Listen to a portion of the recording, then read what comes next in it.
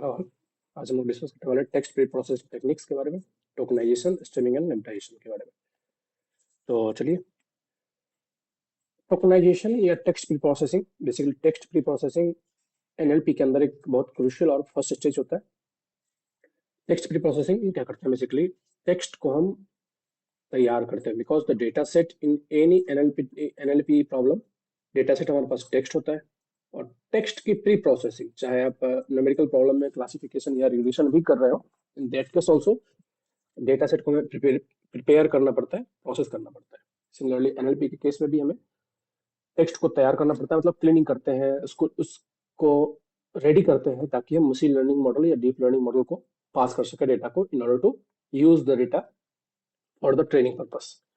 यहाँ पे टेक्स्ट में ये काम बहुत रिगरस होता है बिकॉज टेक्स्ट में बहुत सारे अनवांटेड वर्ड्स होते हैं, अनवांटेड सिंबल्स होते हैं और वर्ड भी अलग अलग फॉर्म में होता है। अब जैसे आप देखो कि टू मैथमेटिकली टू ही रहेगा, लेकिन इंग्लिश में गो के कई सारे फॉर्म हो सकते हैं। गो हो सकता है, वेंट हो सकता है, गॉन हो सकता है, गोइंग हो सकता है, गोज हो सकता है, कुछ भी हो सकता है। तो सबका मीनिंग तो ऑलमोस्ट वो ही है, कहने का मतलब कि जाना ही रिप्रेजेंट कर रहा है, बट अलग अलग कंटेक्स्ट में है। कोई पास्ट टेंस में है, कोई प्रेजेंट टेंस में है, कोई वर्ब का थर्ड फॉर्म है, कोई सेकंड फॉर्म है। इसलिए टेक्स्ट पीडी प्रोसेसिंग बहुत क्रूशियल स्टेज होता है इसमें।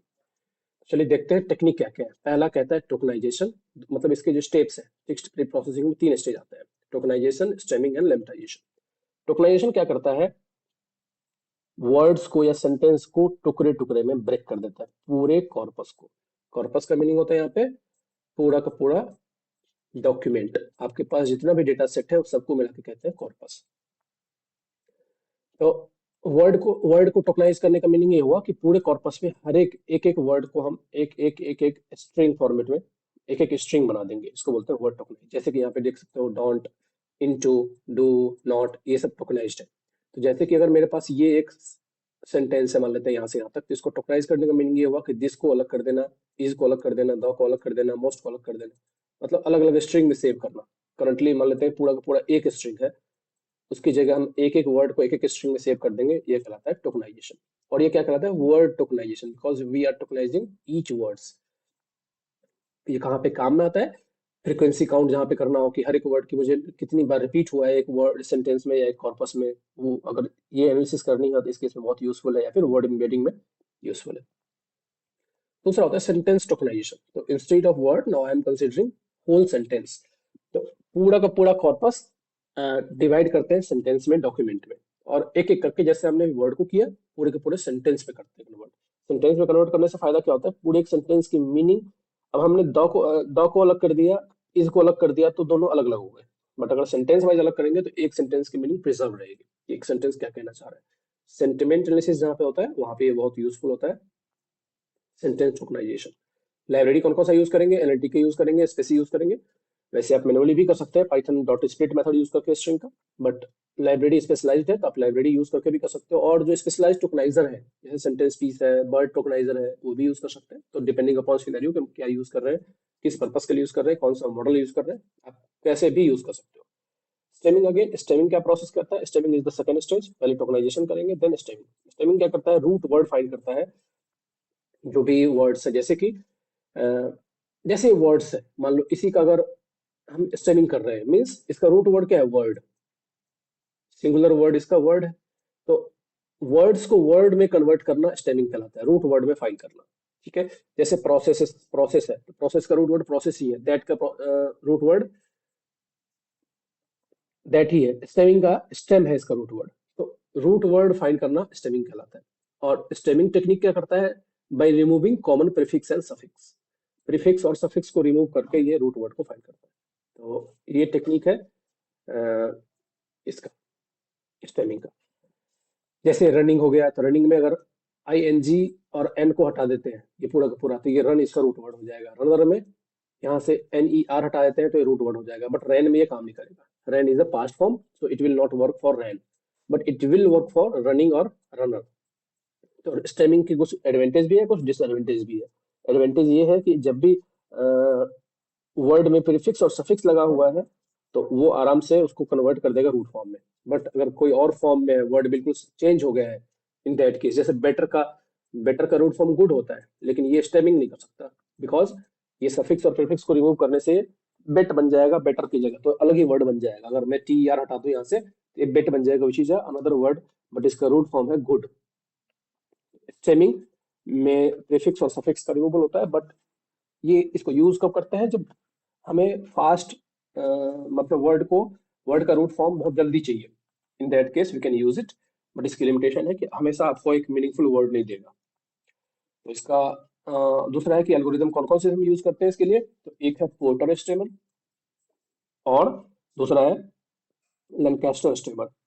अब ये क्या करता है, apply series of rule to chop off known prefix and suffix, मतलब कब आईएनजी हटाना है, कब एक और वर्ड भी लेना है एडिशनल आईएनजी के अलावा, ये रूल डिफाइंड है इसके अंदर। तो कितना चॉप ऑफ करना है, प्रीफिक्स को चॉप ऑफ करना है या सफिक्स को चॉप ऑफ करना है, ये सब इसमें डिफाइंड है पोर्टर स्टेमर में, लेंसकास्ट स्टेमर में। स्टेमिंग के दो टेक्निक्स है अलग अलग।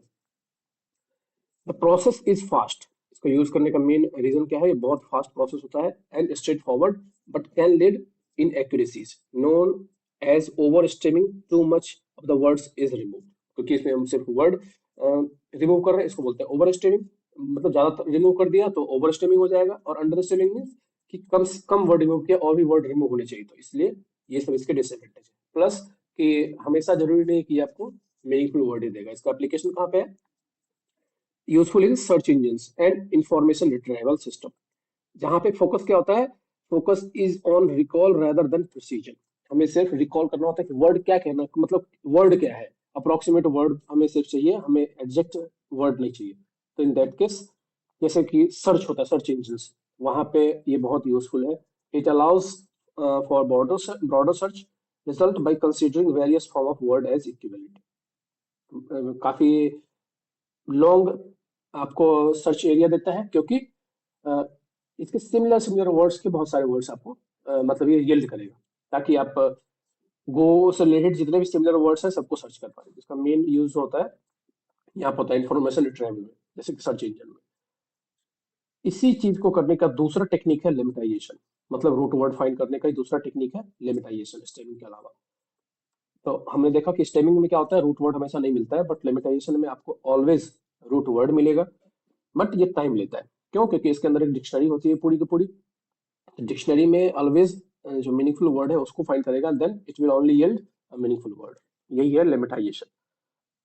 तो इसका यूज हम कहाँ पे करते हैं, कंटेक्चुअल एनालिसिस में, कि इसके जो एल्गोरिदम है वो भी काफी सोफिस्टिकेटेड होते हैं, because it takes time. Dictionary में चेक करेगा, पार्ट्स ऑफ स्पीच, इसके अंदर पार्ट्स ऑफ स्पीच में जो रूल्स होते हैं वो डिफाइंड, वो सब इसके अंदर फिटेड होते हैं। तो ये बेसिकली यूज करता है पार्ट्स ऑफ स्पीच टैगिंग को, पार्ट्स ऑफ स्पीच को, ताकि ये हमेशा मीनिंगफुल वर्ड यील्ड करे। बेटर की जगह ये बेटर को अगर वर्ड आप बोलेंगे फाइंड करो तो ये गुड यील्ड करेगा, ना कि बेट यील्ड करेगा, क्योंकि इसको फाइंड करना है कि इसका रूट वर्ड क्या है। तो parts of speech and dictionary, इन दोनों के कॉम्बिनेशन से ये काम करता है। यूज है इसका कंटेक्चुअल एनालिसिस में। Lemmatisation algorithm such as those implemented in SPACY rely on detailed linguistic knowledge about a word, its parts of speech and its context within a sentence to determine the lemma accurately। Lemma कहते हैं उसकी root word को। तो जैसे कि Spacey में जो use किया गया वो तीन टेक्निक पे बेस्ड है। पहला क्या है कि linguistic knowledge about a word, मतलब वो लैंग्वेज में किस बारे में बात कर रहा है, दूसरा है पार्ट्स ऑफ स्पीच, और तीसरा है context within the sentence to determine lemma, मतलब जो उस पूरे के पूरे वर्ड में वो वर्ड किस लिए, मतलब पूरे सेंटेंस में वो वर्ड किस लिए यूज हुआ है उसको भी कंटेक्स्ट कंसिडर करेगा, and then it will yield the word accurately. जैसे कि बेटर को गुड यील्ड करेगा, रनिंग को रन ही बताएगा। दूसरा इसका एप्लीकेशन कहाँ पे है, तो ये जहाँ पे हमें हाई प्रिसीजन चाहिए और सेमेंटिक मीनिंग, जहाँ पे मुझे रिलेटिव मीनिंग भी चाहिए, जैसे कि सेंटिमेंट एनालिसिस है, इन सब जगहों पे इसका बहुत ज्यादा यूज करते हैं। Where preserving the base form of the word contribute to more accurate analysis, जहाँ पे हम इसका बेसिकली जहाँ पे हमें चाहिए कि सेमेंटिक मीनिंग को कैप्चर करना है, in that case I can use lemmatization. अब चलते हैं इन तीनों की इम्प्लीमेंटेशन पे। तो यहाँ पे मैंने एनएलटीके यूज करके दिखाया है। हम सबसे पहले क्या करेंगे, एनएलटीके को इंपोर्ट करेंगे, देन एनएलटीके डॉट टोकनाइज में आपको वर्ड टोकनाइज सेंटेंस टोकनाइज दोनों मिल जाता है। एनएलटीके डॉट स्टेम से आपको स्टेमिंग का भी मिल जाता है और लिमिटाइजेशन का भी मिल जाता है। तो एनएलटीके डॉट स्टेम से पोर्टर स्टेमर इंपोर्ट करेंगे, और एनएलटीके डॉट स्टेम से वर्डनेट लिमिटाइजर भी आप इंपोर्ट कर सकते हैं। This is for stemming, this is for lemmatization, this is for tokenization. उसके बाद ये फाइल्स कुछ डाउनलोड करना होता है आपको। पहला है पंक्ट, दूसरा है वर्डनेट, तीसरा है एवरेज परसेप्ट्रॉन टाइगर, और OMW जो इसका वर्जन है 1.4, ये डाउनलोड करना पड़ता है। अब हम आगे देखेंगे क्यों डाउनलोड करते हैं, because these are the database को हमें डाउनलोड करना है ताकि हम यूज कर पाए। यहाँ पे एक टेक्स्ट है, जैसे सिर्फ सैंपल टेक्स्ट है, ये कुछ इसको बोलते हैं सैंपल टेक्स्ट या एक डॉक्यूमेंट है जिसके अंदर होल स्ट्रिंग है और ये वर्ड्स है। टोकनाइजेशन में क्या करना है आपको, तो टोकनाइजेशन, तो प्रिंट टोकनाइजेशन, टोकनाइजेशन प्रिंट करेगा। देन जो वर्ड टोकनाइज हमने यहाँ पे इंपोर्ट करा था, इसको हम पास कर सकते हैं डेटा, ये पूरा का पूरा टेक्स्ट। वर्ड टोकनाइज को हम अगर टेक्स्ट पास कर देंगे यहाँ से, ये टोकनाइज कर देगा, हर एक वर्ड को अलग अलग कर देगा। द को अलग कर देगा as a single string, then children को अलग से स्ट्रिंग बना देगा। सेंटेंस टोकनाइज के लिए, सेंटेंस टोकनाइज को अगर टेक्स्ट पास करेंगे तो ये दो सेंटेंस बना देगा, यहाँ से लेके यहाँ तक एक सेंटेंस बनेगा और इसके बाद का दूसरा सेंटेंस बनेगा। ये दोनों में फर्क है। और आप देख सकते हो कि यहाँ पे मैं आपको इसका आउटपुट दिखाता हूँ। जैसे ये है वर्ड टोकनाइज, तो वर्ड टोकनाइज में क्या हुआ, single single single single word convert हो गया और ये लिस्ट में आपको रिटर्न करेगा, तो सिंगल सिंगल वर्ड में। और सेंटेंस टोकनाइज ने क्या किया, इसको पूरे पूरे सेंटेंस में, मतलब ये एक सेंटेंस हुआ और ये दूसरा सेंटेंस हुआ। तो लिस्ट के दो एलिमेंट है, पहला एलिमेंट पहला सेंटेंस है, दूसरा एलिमेंट दूसरा सेंटेंस है। यहाँ पे लिस्ट के हर एक एलिमेंट एक एक वर्ड को रिप्रेजेंट कर रहा है। तो यही फर्क है वर्ड टोकनाइज में और सेंटेंस टोकनाइज में। तीसरा है स्टेमिंग। स्टेमिंग के लिए पोर्टर स्टेमर का हमने एक ऑब्जेक्ट क्रिएट किया, इंस्टेंस क्रिएट किया, और इसको यूज करने का तरीका यह है कि ये स्टेमिंग करते वक्त आपको सिर्फ एक वर्ड ही लेता है। तो ये वर्ड्स है, ये वर्ड्स क्या है, वर्ड्स टोकनाइज्ड है। और ये किस फॉर्मेट में है, वर्ड टोकनाइज एक लिस्ट है जिसकी बहुत सारी एलिमेंट्स है, इस फॉर्मेट में। तो वर्ड टोकनाइज में हम वर्ड्स को पास कर रहे हैं, मतलब we are passing a list which is having multiple elements in it. तो इसको हमें एक बार में एक एक वर्ड ही पास करना है इस स्टेमिंग पोर्टर स्टेमर इंस्टेंस को। इसके लिए हमें क्या करना है, लूप करना है। तो फॉर वर्ड इन वर्ड्स, मतलब एक वर्ड आ जाएगा एक बार में, मतलब एक बार में द आएगा, फिर चिल्ड्रन आएगा, इस तरह से हम लूप कर रहे हैं।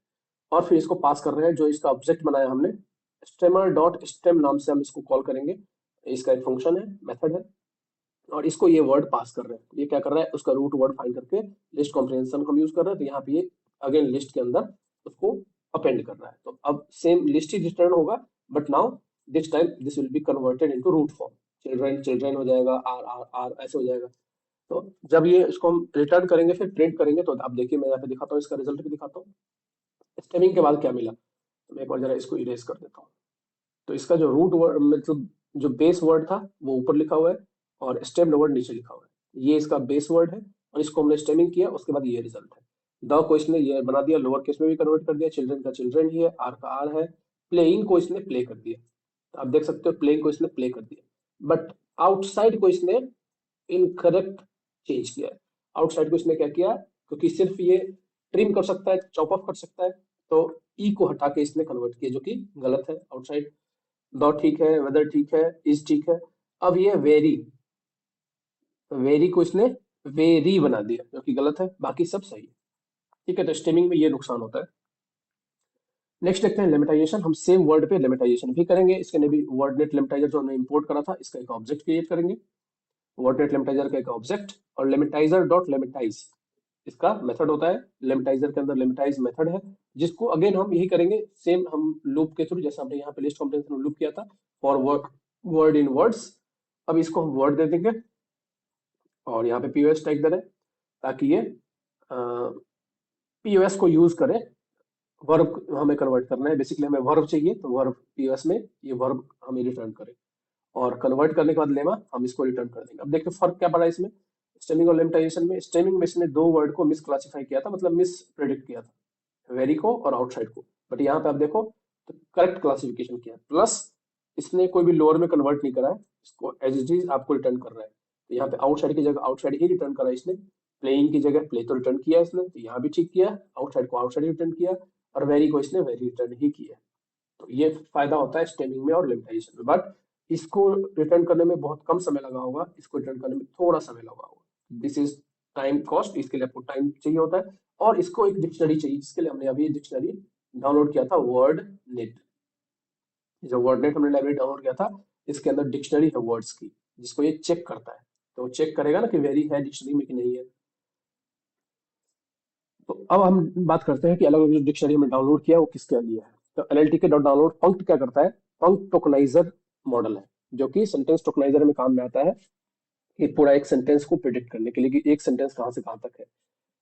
वर्डनेट किसके लिए है? वर्डनेट लेक्सिकल डेटाबेस है, अगेन जैसे मैंने बताया कि डेटाबेस ऑफ इंग्लिश है, इंग्लिश वर्ड का डिक्शनरी है ये। एनएलटी का डाउनलोड एवरेज परसेप्ट्रॉन टैगर, तो तीसरा हमने डाउनलोड करा था, ये किसके लिए यूज होता है? पार्ट्स ऑफ स्पीच टैगिंग के लिए। पीओएस टैगिंग हमने किया ना कि वर्ब फॉर्म चाहिए हमें, तो एनएलटी के download average word average perceptron tagger क्या करता है? इसके पास डेटा है पीओएस टैगिंग की, जो पीओएस टैगिंग इंडिविजुअली करता है। हम आगे देखेंगे कि पीओएस टैगिंग किसको कहते हैं, कैसे की जाती है। कि नेक्स्ट कॉर्पस में जो पार्ट्स ऑफ स्पीच की बेसिकली इसके पास जानकारी है, ठीक है। Noun, pronoun, verb, adverb, adjective, इसकी जानकारी है इसके पास। तो वर्ब रिटर्न करना है तो ये हमेशा वर्ब रिटर्न करेगा। लास्टली हमने जो OMW डाउनलोड किया था वो किसके लिए है? ओपन मल्टीलिंगुअल वर्ड नेट, तो इसका वर्जन है 1.4। ये बेसिकली क्या प्रोवाइड करता है आपको? Access to open language data in multiple language and it is used in conjunction with the WordNet database. मतलब इसके पास अलग से डेटाबेस भी है जो कि लैंग्वेज डेटाबेस ही है, मतलब जो इंग्लिश लैंग्वेज है, हम इंग्लिश लैंग्वेज का डेटाबेस डाउनलोड कर रहे हैं। इसकी वजह से क्या होता है? लिबर्टाइजेशन में आपको सिनोनिम्स ज्यादा मिलते हैं, और आपका जो रिजल्ट है वो एकदम एक्यूरेट आता है। तो ये एक तरह से ऑन टॉप ऑफ, एक तरह से क्या है, लेयर है जो कि हम यूज कर रहे हैं वर्डनेट पे, ताकि हमारे वर्ड्स की जो फॉर्मेशन हो वो एग्जैक्ट हो। आप ये देख सकते हो, it allows more effective lemmatization, synonym generation and analysis for language other than English, enhancing the library utility for multilingual NLP task. तो और कोई लैंग्वेज आप यूज कर रहे हैं तो इन दैट केस ये बहुत यूजफुल होता है। और इवन सिर्फ इंग्लिश में भी आपकी जो लिमिटाइजेशन के बाद वर्ड्स मिलती है वो काफी एक्यूरेट होती है। उसके लिए हम एडिशनल, मतलब ये एक तरह से सपोर्टिंग लाइब्रेरी है फॉर वर्डनेट लिमिटाइजर, ये वर्डनेट जो हमने डाउनलोड किया है इसके लिए। ठीक है, तो ये था। इसके अलावा नेक्स्ट वीडियो में हम लोग डिस्कस करेंगे stop words, punctuation and special character कैसे रिमूव करते हैं। एक बार ये स्टॉप वर्ड मैं आपको यहाँ पे बता दूं theoretically, then I will also demonstrate you in coding. Coding करके भी आपको इसकी इंप्लीमेंटेशन दिखाऊंगा। हालांकि यहाँ पे कोडिंग दिखाने की जरूरत तो नहीं होनी चाहिए, क्योंकि मैंने आपको कोड ही दिखा दिया है, तो आप डायरेक्टली इस कोड को इंप्लीमेंट भी कर सकते हैं, but I will also demonstrate you. तो नेक्स्ट वीडियो में हम लोग डिस्कस करेंगे stop word, punctuation and special character को कैसे रिमूव करते हैं, इसका क्या सिग्निफिकेंस है, इससे क्या बेनिफिट है, कहाँ पे करना चाहिए, कहाँ पे नहीं करना चाहिए। तो thank you all, see you in the next video.